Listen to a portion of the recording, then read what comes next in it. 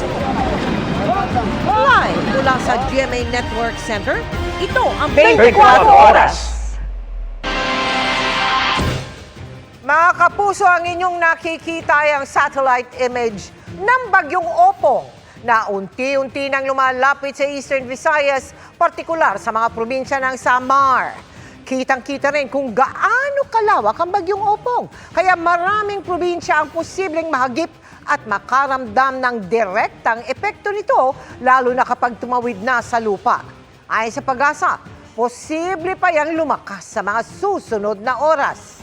Ang kabuuang detalye tungkol sa bagyo, ihahatid namin sa inyo maya-maya lamang.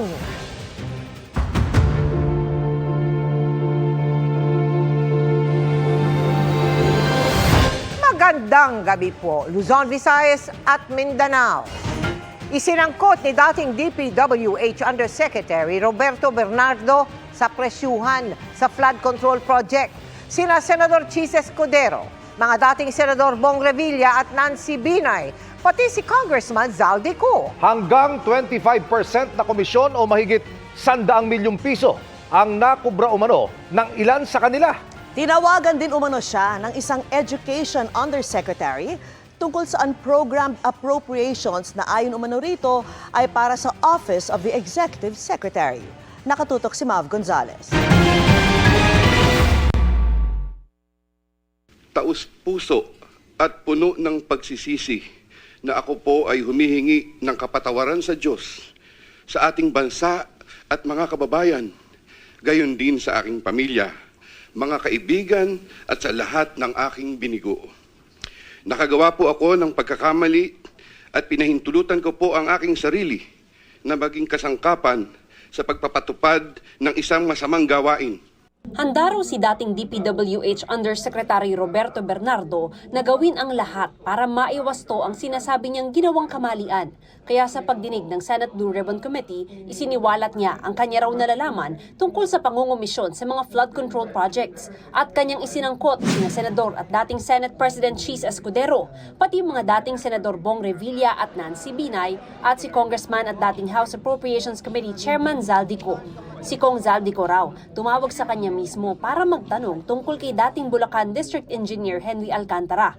Matapos nito, si Alcantara na raw ang kausap ni Bernardo at naghatid daw si Alcantara ng komisyon kay Ko. Engineer Alcantara then told me that Kong Zaldico was asking for a 25% commission, and out of that amount, 2% was to be shared equally between Engineer Alcantara and myself. In his exact words, "Boss, hati na tayo sa 2%. Furthermore, Engineer Alcantara would tell me every time that he made deliveries of cash to Congressman Zaldico in compliance with his commitment. Sabi rin ni Bernardo, nagbigay rin siya ng komisyon para daw kay dating Senate President Chis Escudero. Ang naghatid daw ng pera, ang common friend nilang negosyante na si Maynard Ngu, isa sa mga campaign contributors ni Escudero. Base sa Statement of Contributions and Expenditures o SOSE ni Escudero, nagbigay si Ngu ng 30 million pesos para sa kampanya ni Escudero noong 2022 elections. Maynard Ngu asked me to submit a list of projects. I personally submitted a list of projects to Maynard Ngu, and some of the items therein pertaining to Valenzuela and Marinduque projects were subsequently included in the General Appropriations Act. When I gave him the list and in relation to the commitment, I asked him, "Boss, paano to?" Maynard replied, "Bahala ka na." I asked, "Boss, okay na ba ang 20%? Maynard said, "Okay." After inclusion of the projects in the GAA, I delivered 20% of approximately 800 million or about 160 million to Maynard Ngu, which was meant for Senator Escudero. Sa isang pahayag, mariing itinanggi ni Escudero ang mga paratang ni Bernardo. Patutunayan daw niyang nagsisinungaling si Bernardo. Hinala ni Escudero, isa itong plano para sirain ang kredibilidad ng Senado at ilihis ang atensyon ng publiko sa mga totoong may sala. Tanong niya, nasaan daw si Representative Zaldico at Representative at dating House Speaker Martin Romualdez? Taong 2024 naman daw nang magkita si Bernardo at si dating Senador Bong Revilla. Nagbigay raw siya ng listahan ng proyekto kay Revilla. Senator Revilla asked for a commitment, which I suggested. Then he approved at 25% of the total amount of then he approved at 25% of the total amount of the projects indicated in the list here to attach as Annex C. I relayed the 25% commitment to Engineer Alcantara and told him that Senator Revilla will appreciate additional contributions for his senatorial re-election bid. Engineer Alcantara collected the 25% commitment, or about 125 million, which was turned over to me and then delivered to Senator Revilla in his house in Cavite. Kinukunan namin si Revilla ng pahayag ngayon sa sinabi ni Bernardo. Dati na niyang itinanggi na may kinalaman siya sa issue ng flood control project. Binanggit din ni Bernardo si dating senador at ngayon Makati Mayor Nancy Binay. 2024 nang tawagan daw siya ng nagpakilalang staff ni Binay na si Carlene Villa at humingi raw ng 15% sa mga proyekto nito. I relayed the 15% commitment to Engineer Alcantara. Engineer Alcantara collected 15% commitment, or about 37 million, which was turned over to me and which I then delivered to Senator Binay at a house in Quezon City. Sa isang Facebook post, sinabi ni Binay na walang katotohanan ang mga bintang sa kanya. Nakakagulat daw na nagagamit siya para ipanglihis sa anyay mga tunay na kailangang panagutin sa issue. Dagdag niya, above board at walang bahid ng pagdududa ang kanyang performance sa public service. 2024, tumawag naman daw kay Bernardo si ngayon DepEd Yusek Trigiv Olayvar na dating nagtrabaho sa mga senador, kabilang si dating Senador Bong Revilla. Yusek Olayvar personally called me for a meeting to discuss about unprogrammed appropriations, supposedly for the office of the Executive Secretary. In the said meeting, he requested me to submit a list of projects. After the meeting, I asked Bulacan First DEO to prepare a list of projects for funding. Thereafter, Engineer Alcantara submitted a list of projects worth 2.85 billion. Here to attach as Annex B is a list of those projects. Subsequently, I submitted this list to Yusek Olayvar. Yusek Olayvar told me that the commitment is 15%. In his words, "Boss, 15 yan."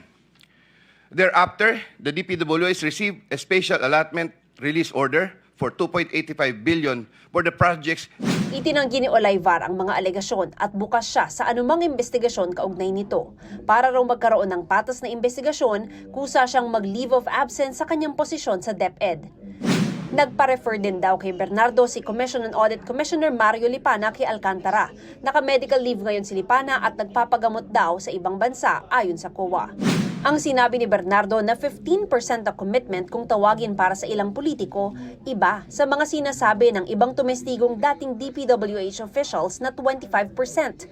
Kaya tanong ni Senador Erwin Tulfo, nasaan daw ang natitirang 10%? So sa palagay mo, sinabi niya po, nasaan kaya napunta po yung 10%? It's either po kay Boss Henry o kay Boss Robert. Hindi po sa akin. Agree po na 25% po to up to 30% po yung pinagagayak po. Will it be safe to say, Engineer Alcantara, na yung 10% napupunta lang siguro kay Yusek Bernardo? Wala po akong personal knowledge.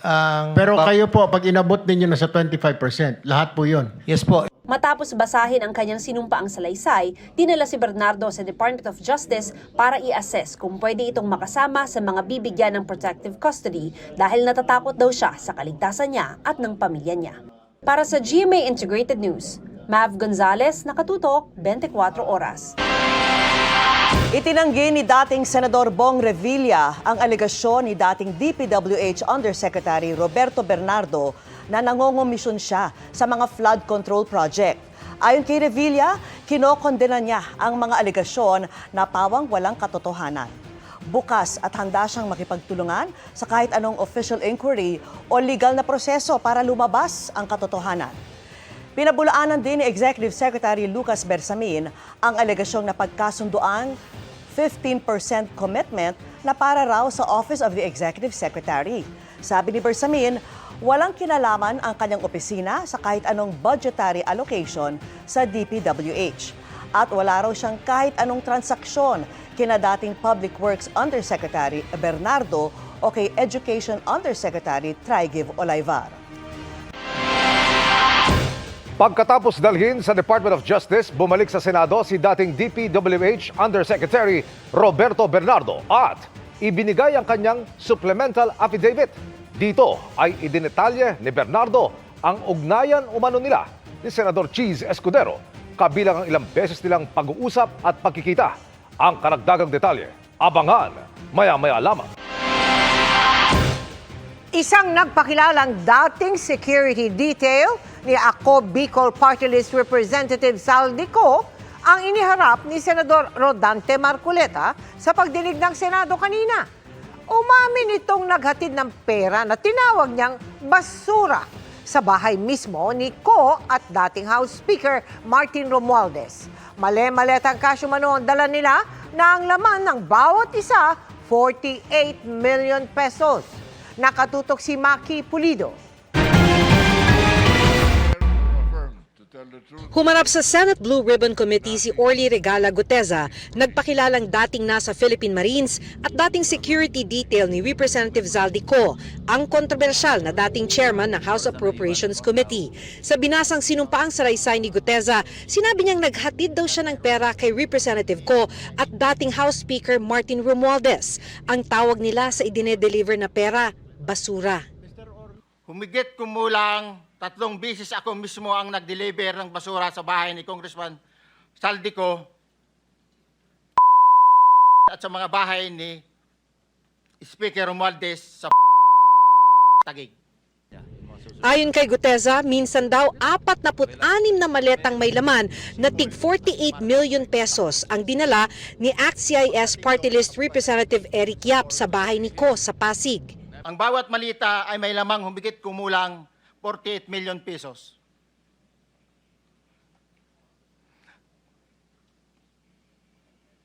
Ang bawat malita ay may post-it na nakadikit na nakasaad kung magkano ang laman ng bawat malita.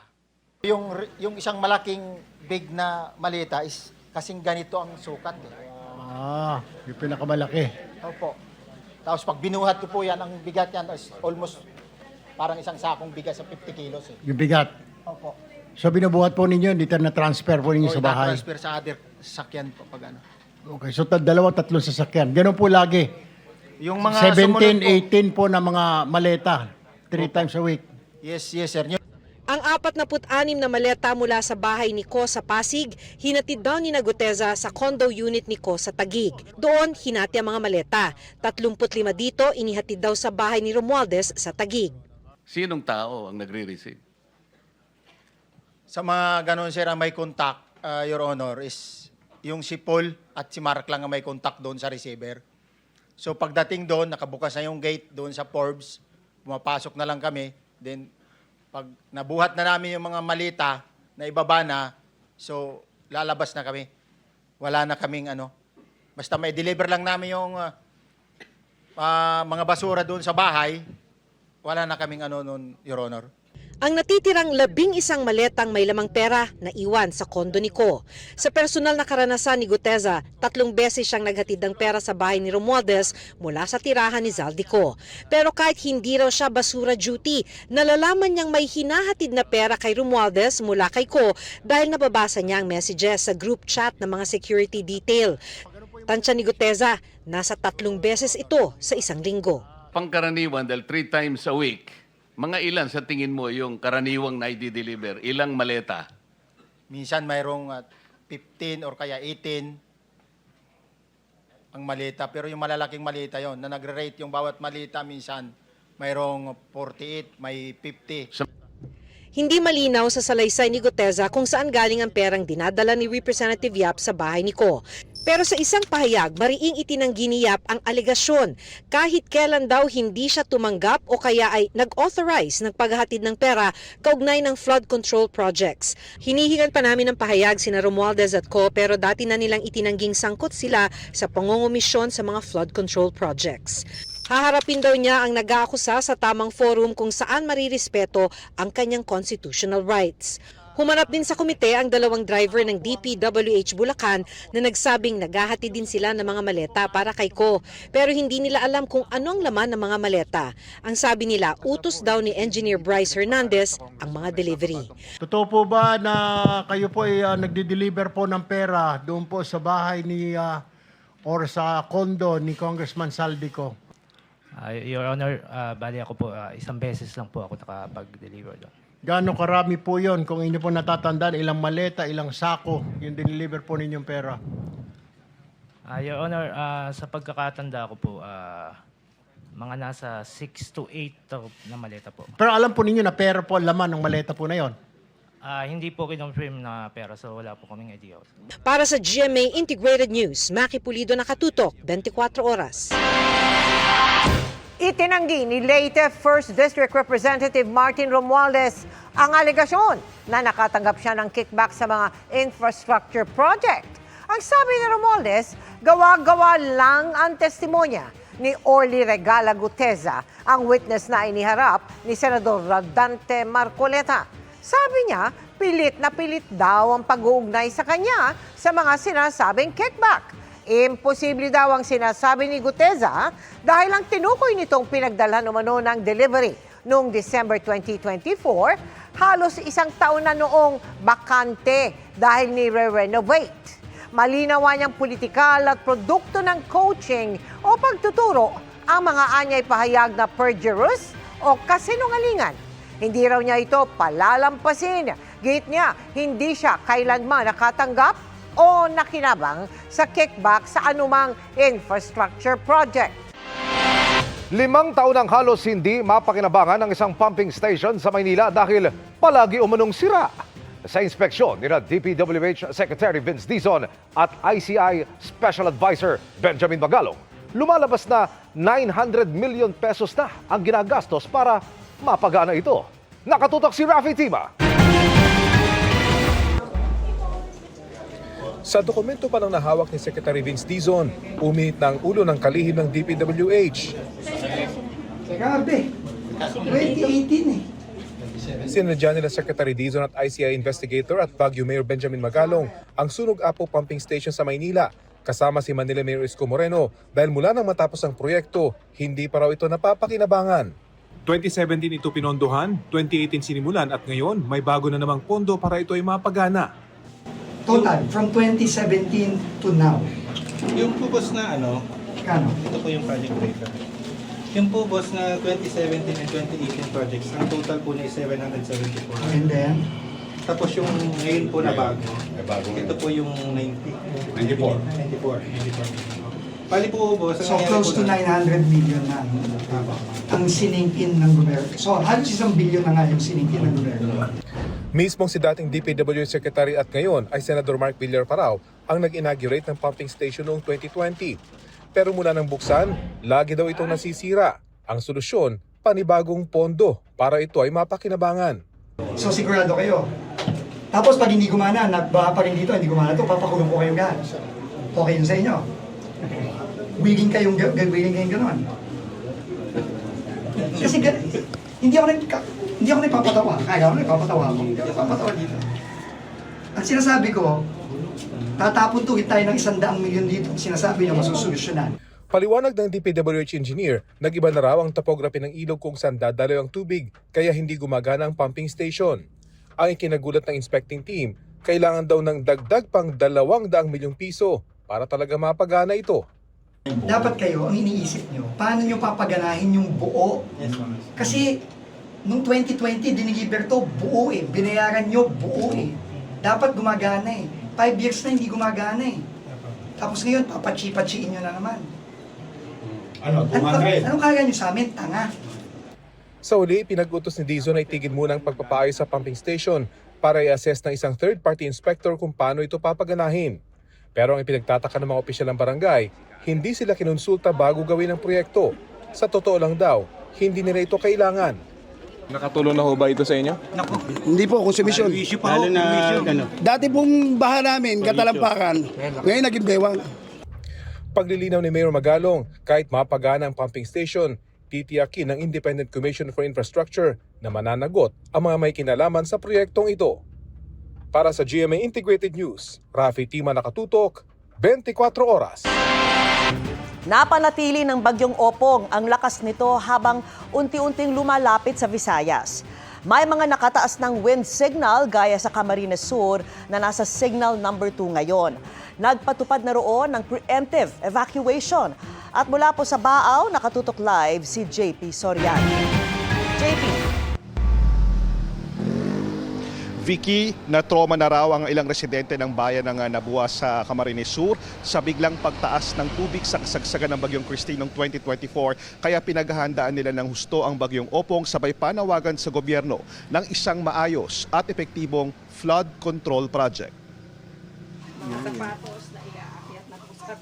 Basa na sa pawis at ulan si Eden sa kakabalot sa ilan nilang gamit at pagpapanik ng applyan sa mataas na bahagi ng kanilang bahay dito sa Barangay San Luis. Nag-umpisa na kasing umulan bandang hapon na nagpaalala kay Eden at kanyang mga kapitbahay kung paanong biglang pinasok ng baha ang kanilang barangay noong October 2024. As in, mabilis po. Segundo lang po.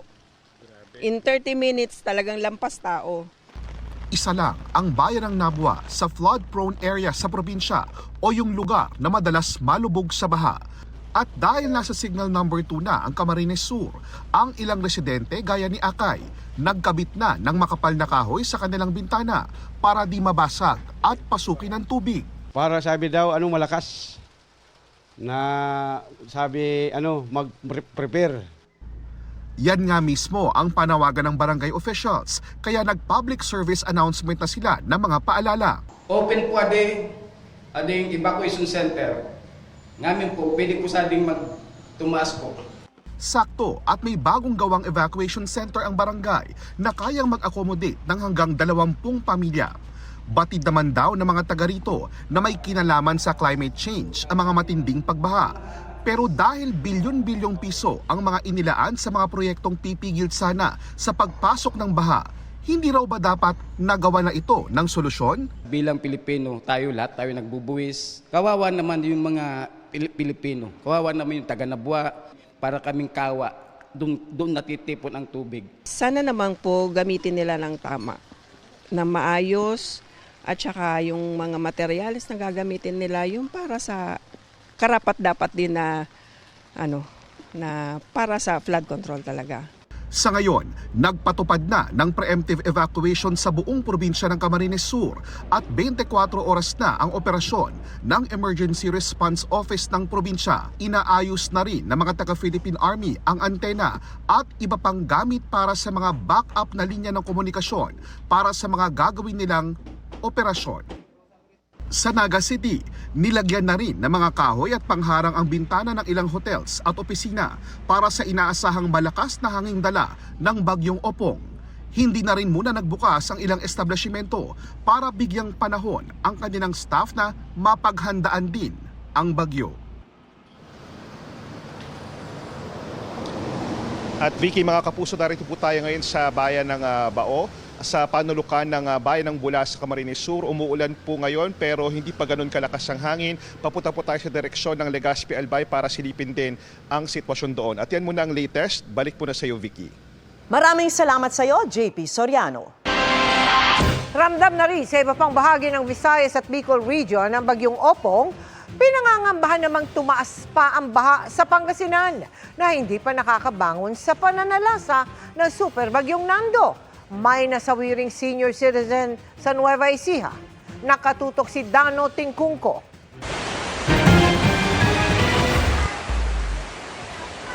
Bago pa man ang inaasahang landfall bukas, malakas na ang ulan at hanging dala ng Bagyong Opong sa Mercedes Eastern Samar. Nagsimula na rin ang pagulan sa Virac, Catanduanes, kaya naman todo paghahanda ang ilang residente. May ilang nagsara na ng kanilang tindahan. Yung ibang bahay din doon, namamako na po sila para hindi pa rin yung kanilang bubong tsaka yung mga bintana nila. Gaya sa Virac, mga bubong at bintana rin ang agad na inasikaso ng mga residente sa Tagkawayan, Quezon. Tayo po ay pinalahangan na tayo po mamayang alauna ng hapon ay merong forced evacuation po. Sapilitan na rin ang paglilikas sa mga nakatira sa mga tabing dagat sa bayan, gayon din sa mga bahain at landslide-prone areas. Sa Sorsogon naman, itinabi na mga bangkang pangisda sa mga mas ligtas na lugar para hindi maabutan ng malakas na alon. Tulong-tulong din ang mga otoridad sa lugar para masiguro ang mabilisang deployment sa mga posibleng maapektuhan ng Bagyong Opong. Sa Karangla, Nueva Ecija naman, patay nang natagpuan ng tricycle driver na nahulog sa umapaw na tulay dahil sa ulang dala ng superbagyong Nando. Sa kuha ng CCTV, makikita ang mismong pagdaan ng sasakyan ng Martes hanggang sa tuluyang pagkahulog nito. Base sa investigasyon ng mga otoridad, pauwi na sana ang 77 taong gulang na biktima matapos dumalaw sa kanyang kaibigan nang mangyari ang insidente. Lagpas tao na baha naman ang bakas ng nagdaang super typhoon sa Kalasyaw, Pangasinan. Sobrang lalim ng tubig, baha, walang makain sa bahay pati. Kaya yun, nilakad na namin kasi hindi pwede yung sasakyan. Habang abot dibdib naman ang naranasan ng mga taga-Dagupan City. Malalim ng tubig. Siyempre, mahirap. Apektado rin ng super bagyong Nando ang ilang lugar sa Hilagang Luzon, kabilang ang probinsya ng Cagayan at Benguet. Dahil dito namahagi ang GMA Kapuso Foundation ng relief pack sa 12,000 individual sa bayan ng Gonzaga at Santa Ana, Cagayan. Naghatid din ng tulong sa 8,000 individual sa Bugyas at Mangkayan, Benguet. Dahil sa inaasahang epekto ng bagyong Opong, nakatakda namang magtungo bukas sa Bicol ang GMA Kapuso Foundation. Sa mga nais magpaabot ng tulong, maaaring magdeposito sa bank accounts o magpadala sa Cebuana Luwilier. Pwede rin online via GCash, Shopee, Lazada, Globe Rewards at Metrobank Credit Card. Para sa GMA Integrated News, Daan natin kung nakatutok 24 oras. Mga kapuso, kanselado ang pasok sa ilang lugar bukas dahil po sa inaasahang epekto ng bagyong Opong. Walang pasok sa lahat ng antas sa pampubliko at pribadong paaralan at sarado rin ang tanggapan ng gobyerno maliban sa essential workers sa buong Metro Manila. Gayun din sa Masbate, Sorsogon at Romblon, pati na sa Samar, Eastern Samar, Northern Samar at Biliran. Wala ring pasok sa buong Western Visayas o Aklan, Antique, Capiz, Guimaras, Iloilo at Negros Occidental. Pati sa buong Calabarzon, yan ang Cavite, Laguna, Batangas, Rizal at Quezon. Sa Bicol Region, walang pasok sa Albay, Camarines Norte, Camarines Sur at Catanduanes. Pati sa Oriental Mindoro, Marinduque, Leyte at Bataan. Ayon sa Memorandum Circular No. 102 ng Office of the President, maaaring magsuspindi ng pasok at trabaho ang local chief executives. Nakadepende na rin sa mga pribadong kumpanya kung isususpindi rin ang pasok bukas.